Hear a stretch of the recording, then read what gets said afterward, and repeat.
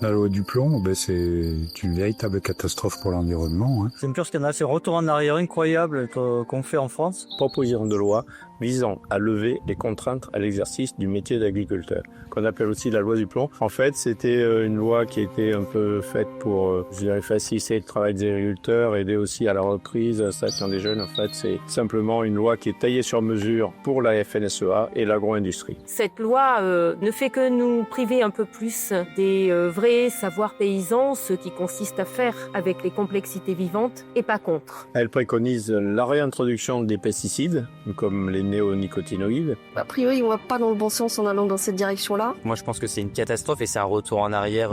On se dit, on arrête de polluer notre environnement, de tuer nos insectes qui nous permettent de produire notre alimentation. Et donc, du coup, là, on revient en arrière pour que quelques agriculteurs. De nombreux travaux de recherche ont largement démontré la nocivité de ces pesticides, aussi bien d'ailleurs pour les agriculteurs que le reste de la société, mais aussi pour l'ensemble de la biodiversité. S'ils croient se débarrasser des pucerons avec des néonicotinoïdes, ils n'y arriveront pas parce que les pucerons survivront, mais que ceux qui survivront pas, c'est ceux qui mangent des pucerons. Donc le résultat, c'est qu'en empoisonnant les pucerons, on empoisonne encore plus les coccinelles qui sont censés manger les pucerons. Évidemment, quand c'est plus de coccinelles, il y a encore plus besoin de néonicotinoïdes et on crée ainsi un cercle vicieux. On peut faire autrement. La preuve, c'est que tous ceux qui travaillent en agriculture biologique se passent des pesticides. Pour un rendement sur une culture, est-ce qu'il faut mieux des néonicotinoïdes ou des ruches, tout simplement? Les vraies paysannes et vrais paysans que je côtoie au quotidien savent qu'il y a besoin d'une multiplicité de formes de vie pour tendre vers un équilibre. On nous fait croire qu'il faut, par exemple, stocker l'eau à tout prix. La première réponse intelligente en termes d'agriculture, si jamais on sait qu'on va avoir des problèmes d'eau, c'est de diversifier les cultures. Il est clair que si jamais toutes les plantes sont semblables dans un champ, si elles sont pas adaptées au climat de l'année, c'est la catastrophe. La loi du plomb est un exemple de stupidité formidable parce que on a un problème d'eau, donc on se dit qu'il faut la stocker et on va la stocker dans des méga bassines qui sont les meilleurs moyens pour faire évaporer l'eau sans qu'elle serve à rien. Donc on est en train de mettre en place une usine à gaz qui en général ne sert que quelques dizaines d'agriculteurs. Et pour ça, on capte l'eau et on la fait évaporer dans des bassines qui sont maintenues en grand soleil de façon à ce que ces quelques dizaines d'agriculteurs aient un peu plus d'eau que ce qu'ils auraient sans ça. Les chercheurs et la chercheuse que je suis se portent en faux sur ce message qui est souvent lancé par les médias, mais pas que, comme quoi, en fait, ce serait une demande du monde agricole. Le monde agricole ne parle pas d'une seule voix et d'une même voix, loin s'en faut. La loi du plomb a surtout une visée, on va dire, vertueuse pour les très gros agriculteurs, surtout dans l'agroalimentaire, l'agro-industrie. Tout ce qui est petits paysans, petite agriculture, agriculture vivrière, on s'y retrouvera absolument pas. Ça va au contraire plutôt nous détruire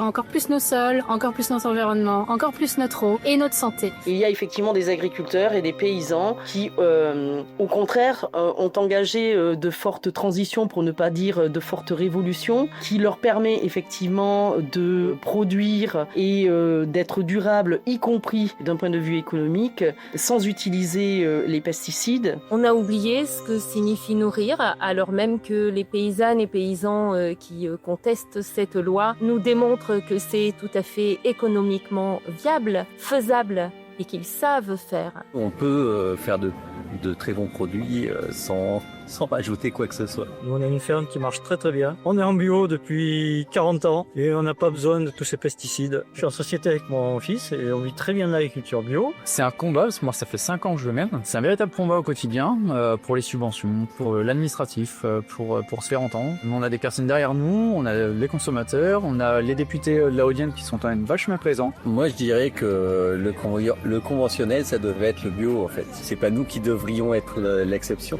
En fait, la loi du plomb ne consiste pas à nourrir la vie, mais elle consiste à produire la mort, un peu plus, comme s'il n'y en avait pas assez. Le fait qu'on fasse volte-face sur l'utilisation de ces produits, je trouve ça lamentable. Les néonicotinoïdes, c'est hors de question et tout ce qui est industrialisation à grande échelle va tuer la paysannerie, va tuer le milieu agricole. C'est un grand retour en arrière, ce qui se passe pour la santé des humains, du vivant. Là, on va tout tuer. Des années à justifier, à expliquer, à attendre que les agriculteurs s'adaptent, etc., etc. Et là, il suffit de 7 personnes personnes en commission mixte paritaire pour balayer des années de vieux combats. C'est au-delà de l'enjeu environnemental, écologique, c'est un déni de démocratie qui n'est pas acceptable. J'espère qu'un jour on pourra poursuivre les gens qui prennent ces décisions puisqu'ils les prennent en connaissance de cause et en connaissant les impacts sur la santé et sur l'environnement. La loi du plomb nous coupe totalement de ce lien nourricier que peut engendrer l'agriculture pour être simplement dépendant de l'agro-industrie, des dispositifs technologiques. La vie sur Terre, elle est importante. Et la possibilité des insectes et des oiseaux de continuer à vivre et de nous de vivre dans un environnement sain, c'est essentiel.